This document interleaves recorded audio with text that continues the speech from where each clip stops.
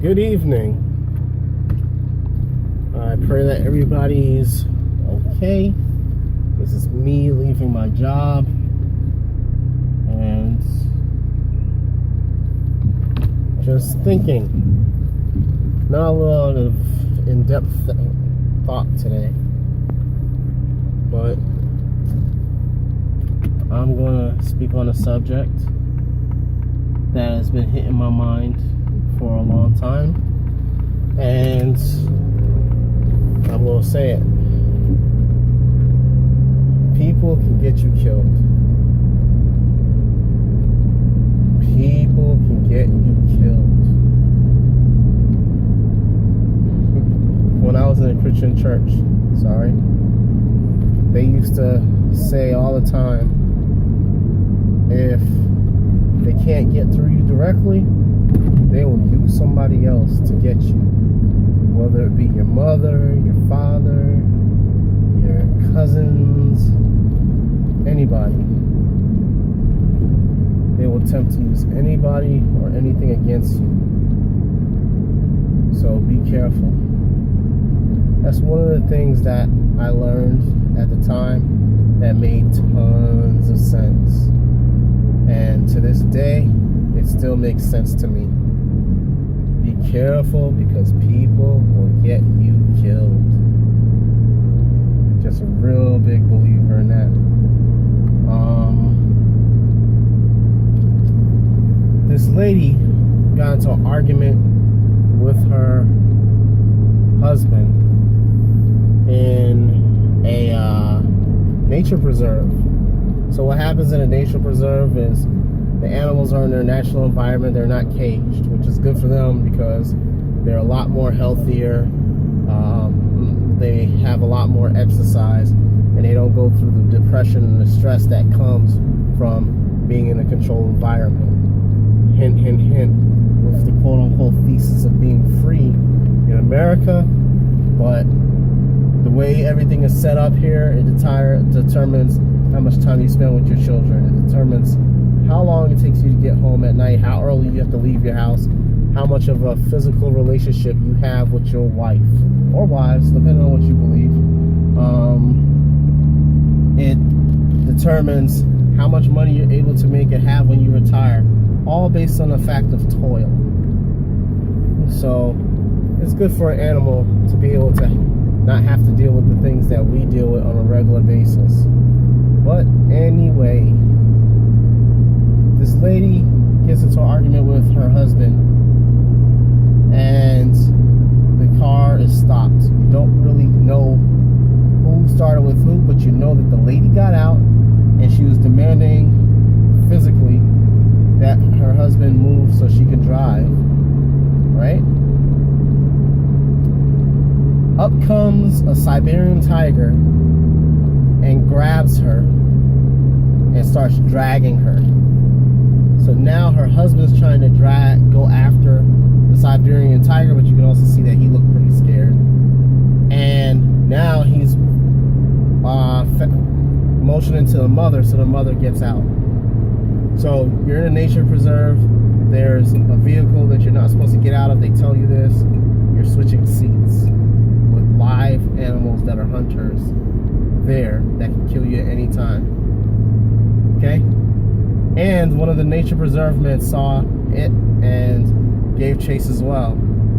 So the mother puts out the effort to try to save the daughter, and the mother gets killed. The mother's dead. Alright? That reminds me of Genesis chapter 4, verse 7. When Cain and Abel were fussing, that's improper and that's not even true. Forgive me. When Cain and Abel were giving Yah the offering of the first fruits of all their work that they did for that year, what happened with Cain is that his offer was not seen as good. Now, for people who tend to attack the whole thesis and stuff like that, is Yah does take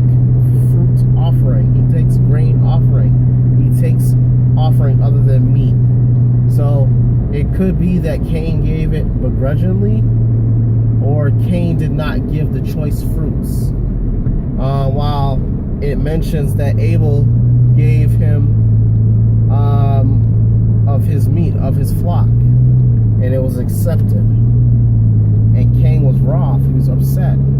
But Genesis chapter 4, verse 7 says, if you do what's right, I will accept you. But if you don't do what's right, sin will be at the doorstep waiting for you to pounce. You must master it. When he says you must master it, he says you must control yourself. Control your vessel. You must master your vessel. It's one of the things that says, greater is he that is in me than is he that is in the world. Or it says that the flesh and the spirit have enmity one towards another. The whole thesis with that is this. One controlled by flesh is carnal. They're dangerous. They're warring within all the time. As a result of this chaos, they can't see everything that they should, in fact, see and know. As a result of being distracted, they can be harmed. And another result of that, they can harm somebody else. Like Cain killed his brother without thought. He can't bring his brother back. He took his brother's life. There's some dangerous people in this world, man. And these people are very reactive. The most dangerous people you will ever deal with in your life are going to be some reactive people. African Americans, as they call us, I don't represent that term anymore. Black, but I go by tribe and nation, and that's what everybody should be doing. Unfortunately, they make it a whole lot harder for us to be able to know our tribe and nation. So they want to do that lame DNA test crap, but whatever. So the blacks in America are the most reactive people out there. The reason being is we don't have anything stable at this time. And every single time we've tried it in the past, it was taken away from us. That doesn't mean that we shouldn't get sneaky and try to figure out how to do it to get it done, you know? But it is going to mean that we're going to have to sacrifice things that we wanted to do or we want to have, and the time is going to be of the essence to do it. So we're very reactive. We wait till bad things happen before we do or prepare for anything. I hear numbnuts all the time talking about, let's go retaliate for them killing the black man. If anybody paid attention to what happened maybe 2-3 weeks ago, there was a military coup in Turkey. And what happened in that military coup was that the generals tried to take over, and anybody who was upset about what's happening, and I think it was the Kurdish lands being occupied, which is part of the reason why America, quote unquote, has said they're going out there to do stuff, even though, I mean, really, in all wholehearted honesty, it's hard to check and see if that's valid, because you're spending all this time out there and still people are occupying areas after you leave. That means you didn't set up anything worth talking about. But anyway, so you are the people were supposedly going against the Turkish Prime Minister because of his policies and his participation in conflicts in the Middle East. And then they tried to take over the government. That's a military coup. That's called martial law. Okay? That's an attempt of martial law by the military to take over the government. It's happened several times in this world. Actually, one of my brothers, Dwayne Bonton, actually talks about that. You should research it yourself. But this is the military, okay? They had participants. They probably had a lot of participants, because there's like hundreds of thousands of people without work and arrested right now in that nation. Okay? Notice I said hundreds of thousands. Like 50,000 teachers and government officials and government workers, probably none of them, some of them probably had nothing to do with it. 30% maybe, 40% probably had no feelings towards that man. But it's that other percent that made this dude wary. Like most dictators do get wary. And he had to use his long hand. But before he used that long hand, he had to run for his life. And obviously there was a situation which caused a need for assistance, and luckily they fought off the military coup, which is an eye beholder, because I'm telling you now, a couple 100,000 people don't necessarily agree with that. But these are people who have helicopters, have airplanes, have rocket launchers, have missile launchers. I mean, these people are heavily equipped, and they lost. How many wars in this world have been fought and people lost, and yet some African Americans have the audacity to say or think in their mind that they're going to take over. This lady just ran the light. And be able to go against the United States of America, the inventor of many of these weapons, secondary to Germany and Russia, or Germany and Israel, or whatever you want to say. I mean, the fact of the matter is, we got some heavy hitters. This America's boss when it comes to weapons manufacturing. So we want to go against them in retaliation. And let's see who you're going to be backed by, and who are you protecting in your thesis of doing this. Because you don't have a national school system. You don't have a national culture. If something happens in a household and anything goes wrong, 99% of us don't have a system in place of what we're supposed to do. We participate and deal with the system that is current in our country. And that's a problem. You're weak. You have no power. If every single time I needed to get something solved, I went to my mom and dad to get it solved, then eventually when they say no, I ain't gonna be able to get nothing done. That's us in a nutshell.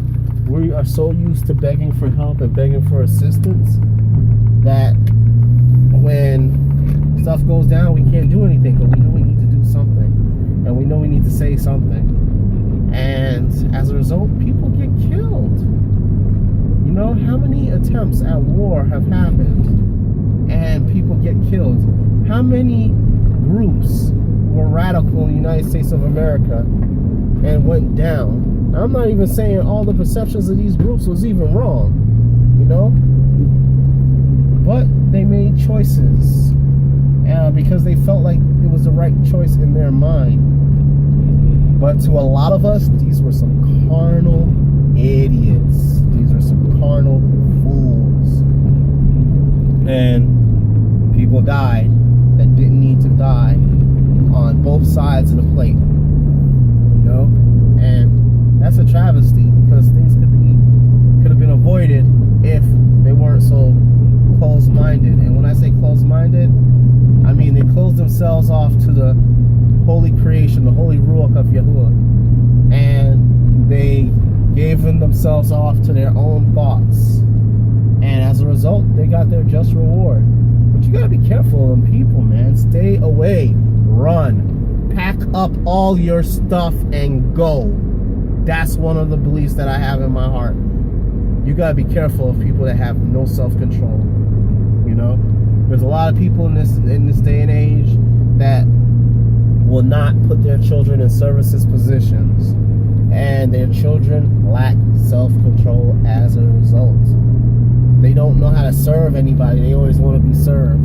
And then their kids are sitting home playing games all the time, sitting home on the cell phone all the time, sitting home at a young age talking about sex all the time, and they don't know why.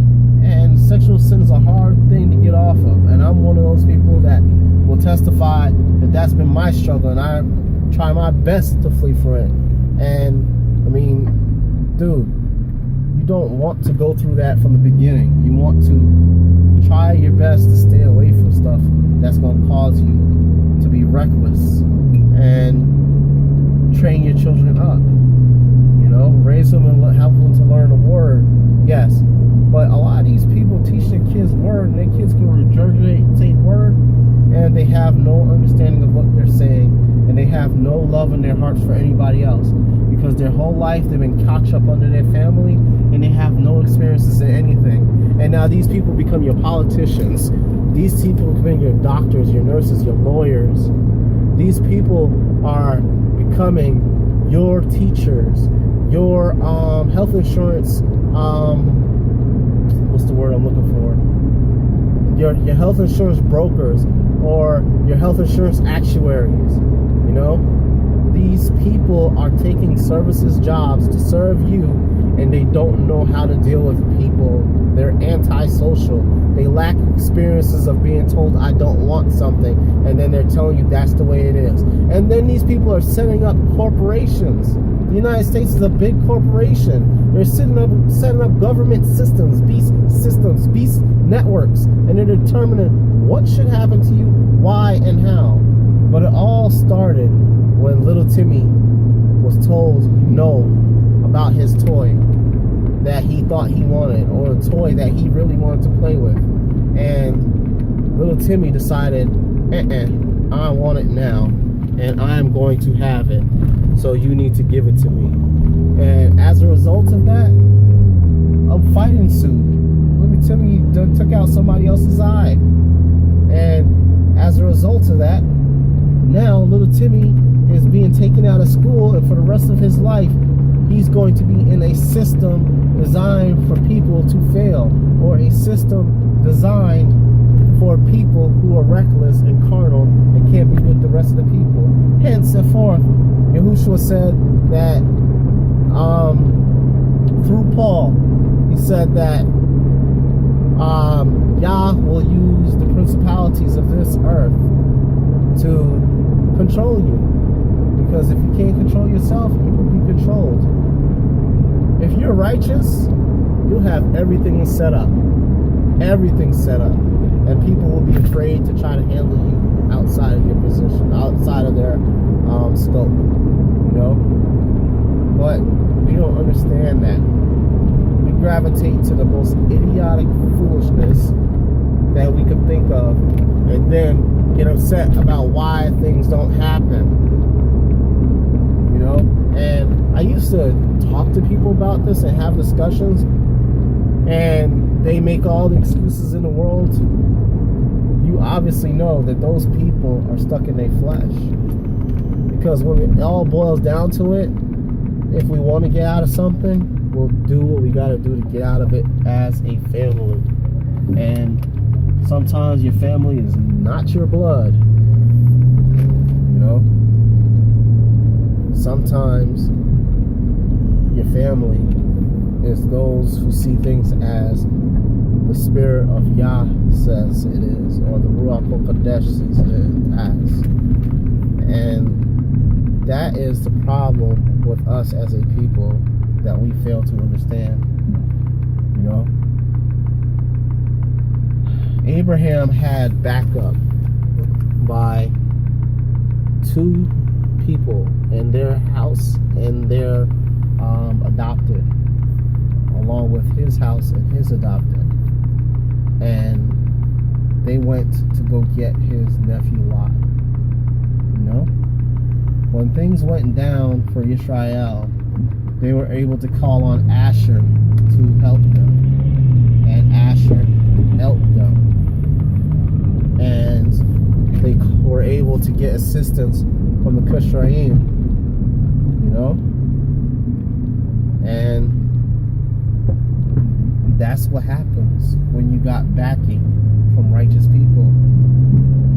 You know, and you make unrighteous mistakes, what tends to happen is that you're going to have to deal with the same exact people again, because Yah's going to use them for your own righteousness and put you back in your place.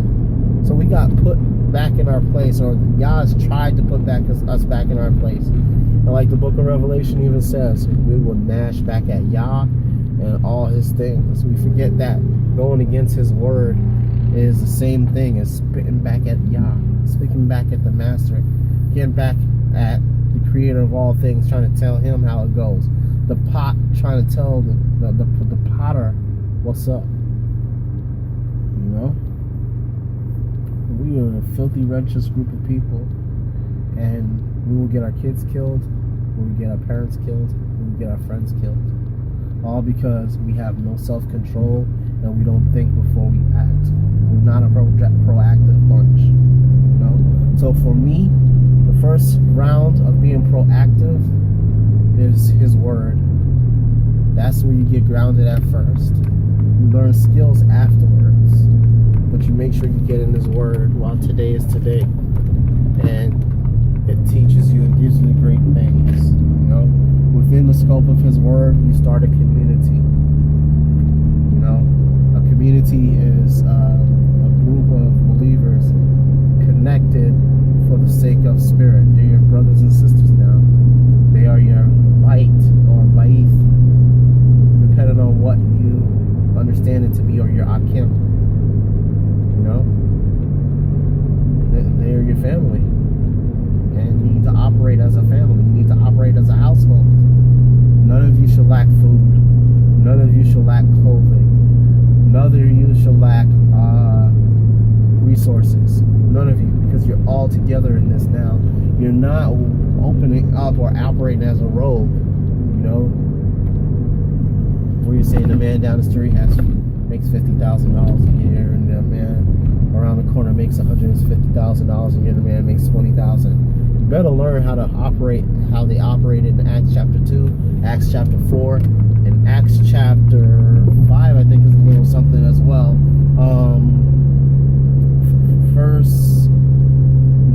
Colossians chapter 3 is another one where it teaches you what's up.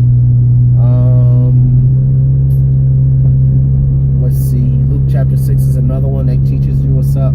Luke chapter 25, Luke chapter 20, Luke chapter 21, Luke chapter 18. You can rewind this so you'll know what I'm trying to say to you, and you know what I'm trying to convey. You know, you got to get this right while today is today, because tomorrow's not promised.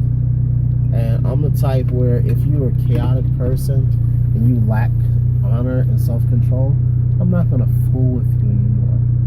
Even if you're my family, by blood, by DNA, I'm not going to mess with you. And because now I got to worry about my safety, because the way you think and how you operate is going to put me in danger. That's why it says in 1 Corinthians chapter 5, expel the immoral brother. You're crazy! How are you going to be a part of us and you're going to be trying to do what you want to do versus what's written? And I struggle with bad choices myself, but the whole fact of the matter is you have that community of Yisrael, the Messianic people, the people of Mamlaka, for a reason. And for some reason or another, we tend to forget or misunderstand or misrepresent what that's for. Iron sharpens iron means that you all are disciplining one another through his word and through making sure that you correct one another, you know? One of the things that happens when you say you correct one another is that it starts with that love for his word and for all his creation. And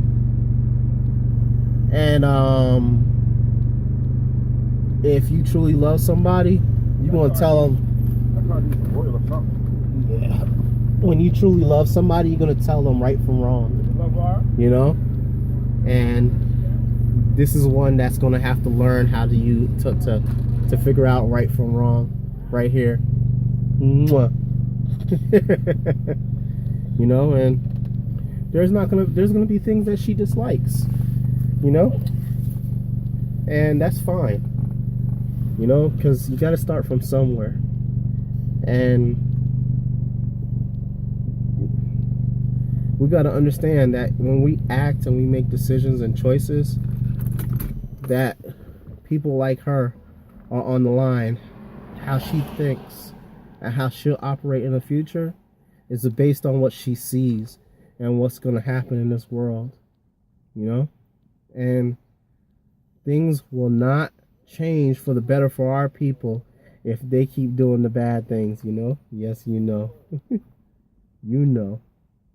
So discipline is in order, and you expel the moral brother. If there's a sacrifice that's blemished and impure, yeah, that's daddy. If that's if there's a sacrifice that's impure or blemished, then you're supposed to kill it. You can't consume it. You can't give it to Yah. If there's somebody breaking the rules in the kingdom, it said put them to death. We're not under our law, so the answer for us is to expel them out of the ministry, expel them out the congregation, remove them from qahal. And the reason why you remove them from qahal is because a little yeast liveth the whole lump. And the reason why, I mean, if you made pizza, you know what I mean. You know, it starts out flat and then it rises. And and that's what happens when you operate sinfully or improperly as far as the kingdom of the Mamlaka is concerned. You'll destroy everybody, because every single time you do something wrong, you're gonna close that door for me, please. Thank you. Every single time you do something wrong, it's gonna make people feel, well, if you could do this, I could do this, and you could do this, and I could do this, and you could do this, I'll do that. And gradually, what's gonna end up happening? And what's going to end up happening is, as a result of your impure behavior, then you're going to taint the water. It's not going to be consumable. And it's going to hurt the whole family of believers. So, Yisrael has done this several times. One of the things that was the most dangerous and the most sad days is when they tainted the Nazarites. Sit down, please. Sweetheart, thank you. I can give you that.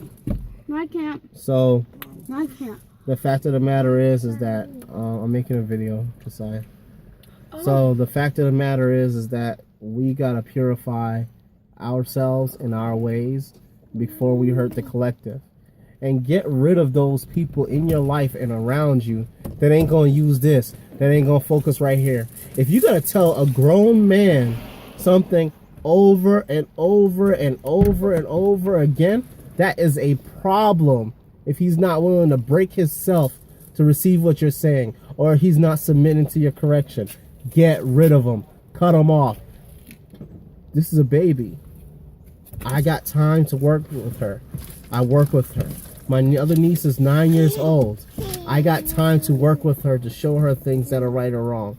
And at some point, she's going to have to be able to get it right. And there's going to be recourse for her actions. You know? Same thing with her. A grown man, if you don't want to act right, get rid of him. He's too carnal. You got to purify the people around you, or you keep pure people. You don't deal with people who don't know how to act. A carnal man will kill you. Beware. They're not to be trusted against your elderly.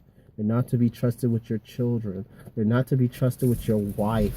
They're not to be trusted around your brothers alone. You need to watch them, and since you don't have time for that, get rid of them. The word usually says take them out. But since we're not in Mamlaka directly, we got to roll a different way. Push them away. If they cannot be men and they cannot operate correctly, cut them off. The word says, if I could have realized it, that you are hot or cold, there would be a choice. But since you don't have a choice, since you didn't pick a side, you're warm. Plug. I spit you out. You know, if they're going to cut my hand off to make sure that I don't taint anything in the kingdom, then really no impure things allowed. Become perfect. And the only way that you can become perfect is knowing what the word says. And there's a lot of people now who don't teach kids this. There's a lot of kids who don't want to know this. You have to teach them. Because this world's going to teach your children that things like homosexuality is okay. This world is going to teach your children that it's okay to be vulgar, to wear anything that they want to wear, and it's okay. This world is going to teach your children that these disgusting, filthy songs and movies and TV shows are okay. And your children are going to be singing and doing those things, and they're going to become part of their world.